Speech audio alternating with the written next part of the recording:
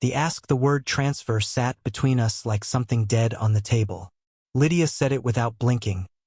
My car, my house, my savings. All of it, in her name. She sat across from me in my own living room with her hands folded in her lap and her expression completely composed, as if she were suggesting we split a dinner bill. You don't deserve any of it, Evelyn.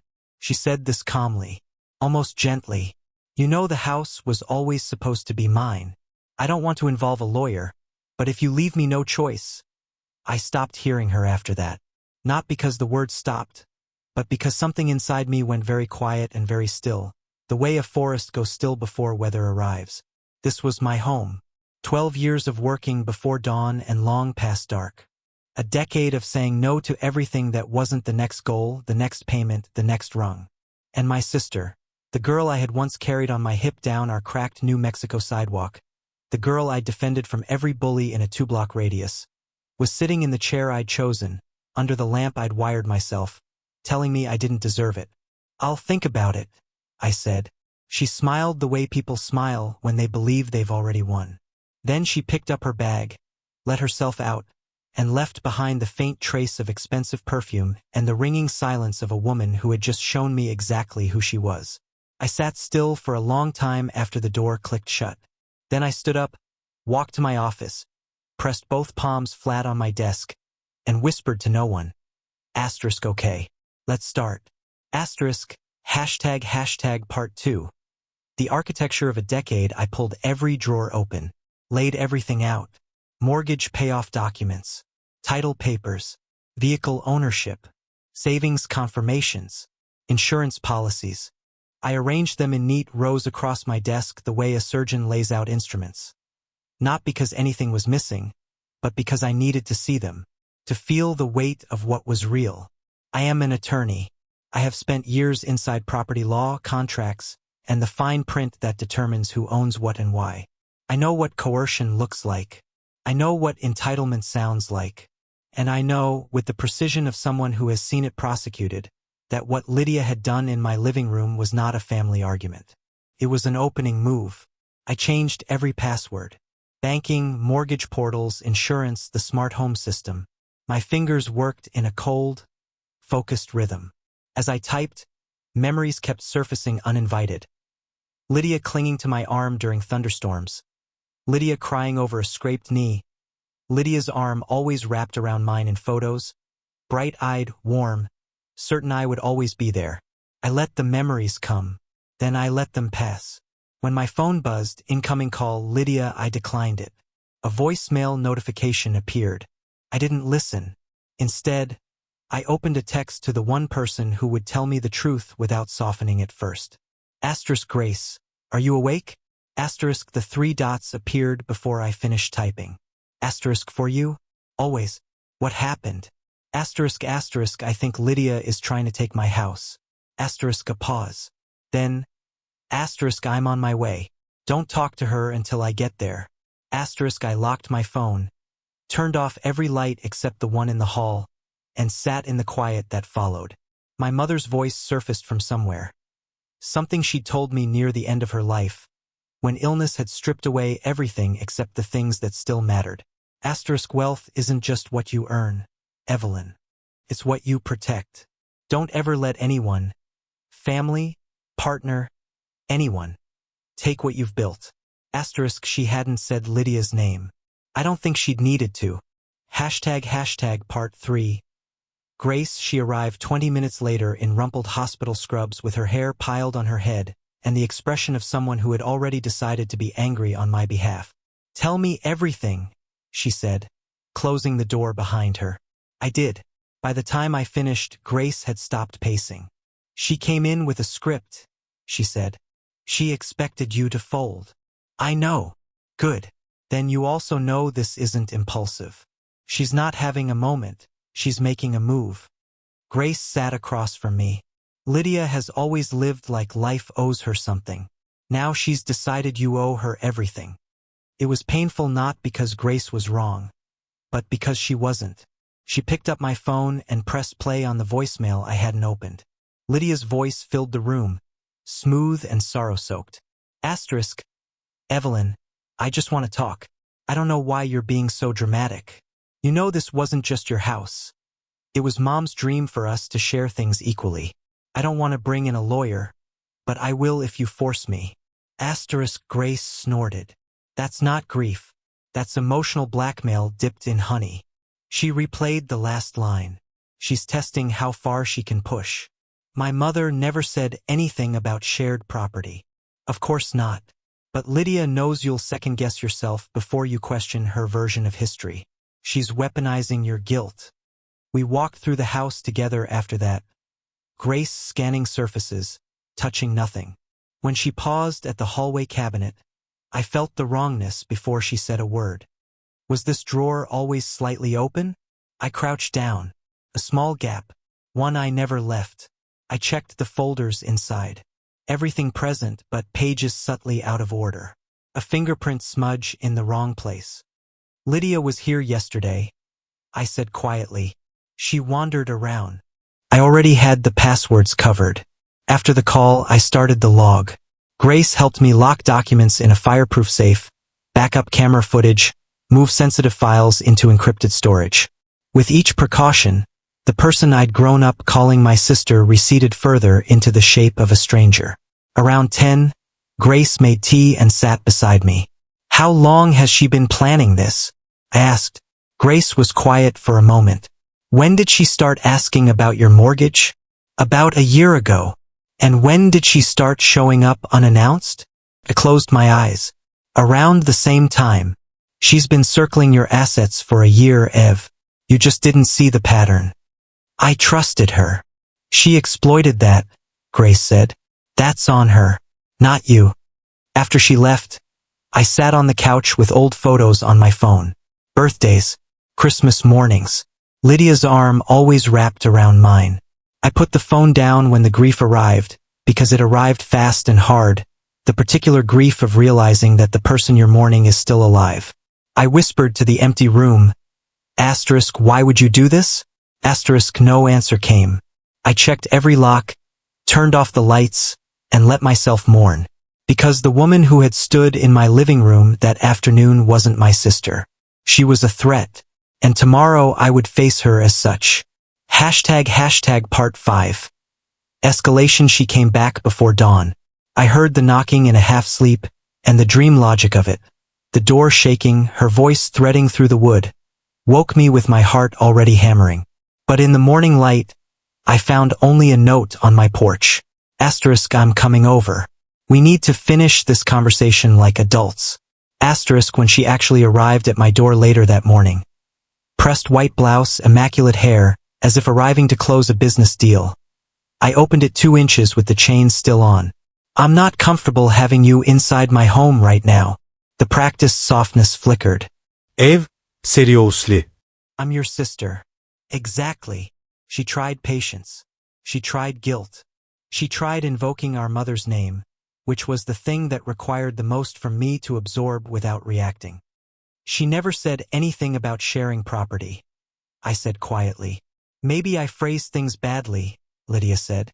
I'm asking you to recognize fairness. You have more space than you need, more money than you use, and I'm struggling. For just a moment, something real broke through. A raw ember of resentment she'd been feeding for years. Struggling doesn't give you the right to my home, Lydia. She straightened. You're leaving me no choice. If you won't share voluntarily, there are legal ways to settle this. I looked at her steadily. I spoke with my attorney last night. That cracked the mask. Her eyes widened, then narrowed, and her voice went cold. You called a lawyer on your own sister. You threatened me with one first. She left, but the hallway camera caught what I didn't see from behind the door. Lydia halfway down the walkway, answering her phone, her voice low and clipped. She didn't budge. I know. What do you want me to do? She won't sign anything yet. Fine. Tonight, I'll get her to change her mind. She wasn't acting alone. She was regrouping, and she was coming back. Part 6. Derek. He arrived the next morning in a charcoal blazer with a leather folder under his arm, leaning against my railing like he owned it.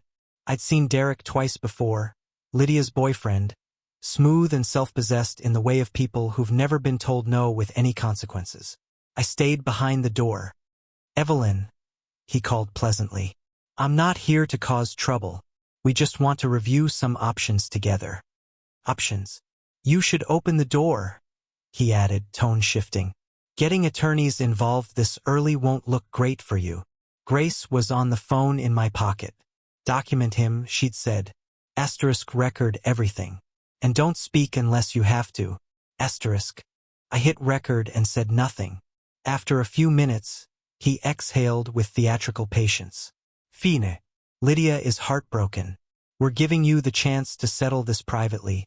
No filings, no embarrassment. Just family." Silence. "Have it your way. We'll be back with our attorney." When he left, I caught him on the camera feed, animated on his phone, confident, unhurried. He believed the outcome was already decided. He believed Lydia's guilt trip would eventually break me down the way it always had. He didn't know I had stopped being that person. Later that day, a note appeared under my door. "This isn't over. I'm coming back tonight. Don't make this harder than it has to be." I added it to the evidence file. Then I moved the heaviest chair in the house in front of my door and didn't apologize to myself for it. Part 7. The campaign. The certified envelopes arrived on a Tuesday. Brennan and Tate, the return address read, and the contents were exactly what Jonathan had predicted: transfer authorizations, asset access documents, a printed quitclaim deed template. A handwritten note from Lydia on top. "Sign these and all our problems go away." I photographed everything and slid it all into an evidence bag. 2 hours later, my HOA called. Lydia had contacted them, identifying herself as the upcoming co-owner of my property, requesting gate codes and emergency access protocols. She had sounded, the manager said, extremely confident. Then Grace called to tell me Lydia was posting about it online, calling me controlling, calling the home her rightful inheritance, painting herself as the wronged party in a story she had authored entirely. That night, Lydia came back alone. She pounded on my door. She sobbed loudly enough for the neighbors. She slid down the wall outside until she was sitting on my porch, hands covering her face. I watched it all on the camera feed, her cry performed for an audience she hoped was watching.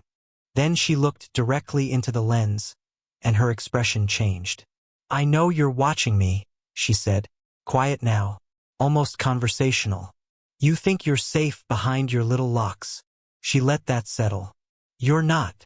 She walked off the porch slowly, and just before she disappeared from frame, she spoke to the air above the street. "We'll do this my way." I sent Jonathan the footage that night with a single line. It's time. Tell me what to do next. Part 8. Maya. Jonathan told me I needed corroboration. A witness outside my circle. Someone who had seen Lydia's behavior deteriorate without being asked to take sides. I thought of several people, but the one who surfaced most clearly was Maya, Lydia's supervisor at the boutique, who had once pulled me aside to ask if my sister was okay. "I've been wondering when you'd call," Maya said when I reached her.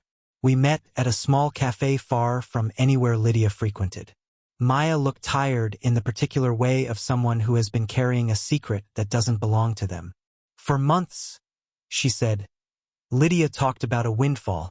She was vague at first, just that someone close to her would finally do the right thing. She wrapped her hands around her mug. Then she got more specific. She said she'd be owning a house soon. A nice one. She talked about redecorating it, using it as collateral for Derek's investment schemes. My voice came out steadier than I felt. "She said it was mine." Repeatedly. Maya met my eyes. She showed me the transfer documents. "Evelyn. Printed templates. She said you were dragging your feet, but she'd make you understand." Her exact words were, "People give in when you apply the right pressure." The air left the room. "Why are you telling me this?" I asked. "Because I believed her for a while," Maya said quietly. "She's very good at what she does. And because I think she's unraveling, and I think Derek is accelerating it, and I think you're in danger. Not physically, but in every other way." She paused. "Whatever you're doing to protect yourself, multiply it. Would you be willing to testify?" She didn't hesitate. Yes. Hashtag part 9. The turn Lydia filed a civil suit. I read the letter from Roland Brewer's office on a Monday morning with the particular surreal clarity of someone watching their own life from a slight distance. Unlawful seizure of shared familial property. Emotional distress through financial dominance. Denial of rightful co-ownership. Their tissue paper, Jonathan said when he called. No evidence, no legal foundation, no precedent. But she's shifting theaters. This is about reputation now, not courts. What do?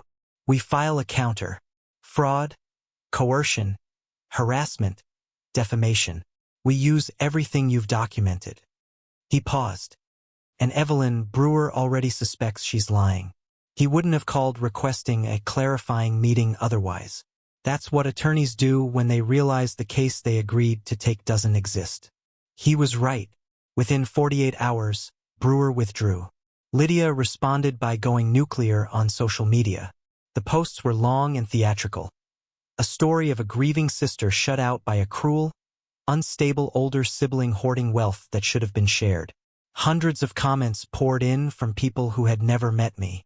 My phone filled with messages from acquaintances asking if I was okay, from neighbors who'd been approached, from distant relatives who'd seen the posts. I was at work when Margaret Keating, a senior partner at my firm, appeared in the doorway of my office. "Heard what your sister posted," she said. "Come talk to me." I told her everything. She listened without interrupting, and when I finished, she was quiet for a moment. "Women who build what you've built become targets," she said finally. "Not because they did anything wrong, because they exist as proof that the life someone else wants is possible without being handed to you. Your sister didn't want your house. She wanted evidence that she deserved one without the work. She looked at me directly. Bullies want fear. Narcissists want chaos. You starve them by refusing to give either." Then she said, "You have support here." I drove home in the blue dusk of an Arizona evening feeling, for the first time in weeks, like the ground might actually hold. Hashtag part 10. Derek's confession. I hadn't expected to hear from Derek again. His text came late on a Thursday night. We need to talk. About Lydia. What she's planning next. Every instinct I had said to ignore it. But something in the phrasing, stripped of his usual polish, almost frightened, made me respond. We met at a quiet cafe patio. He sat hunched over an untouched coffee, and when I arrived, he startled. "I'm leaving the state tomorrow," he said. "I'm only here because I owe you a warning." I didn't sit. "Talk." "She's fabricating evidence." He said it quickly, like pulling off a bandage. "Screenshots. Messages that make you look unstable. She's going to push them to the right people until someone believes her enough to file a welfare check. Or worse." He slid his phone across the table. "Everything she said in the last week. Recordings. Screenshots. I didn't know it would go this far." "You pushed her." He flinched. "Yes." He didn't argue it. "I thought it was just talk. I thought she'd make noise and then move on. But she's not going to stop, and I don't want any part of what she does next." He stood, and his voice dropped. I'm sorry. "For what it's worth." He walked away before I could respond. I sat there alone for a moment, phone in hand, feeling its weight like something that could go either way. Then I drove home and forwarded everything to Jonathan. He called within minutes. "This changes the scope," he said. "With Derek's recordings alongside your documentation, the fabricated evidence angle becomes prosecutable. We file the countersuit.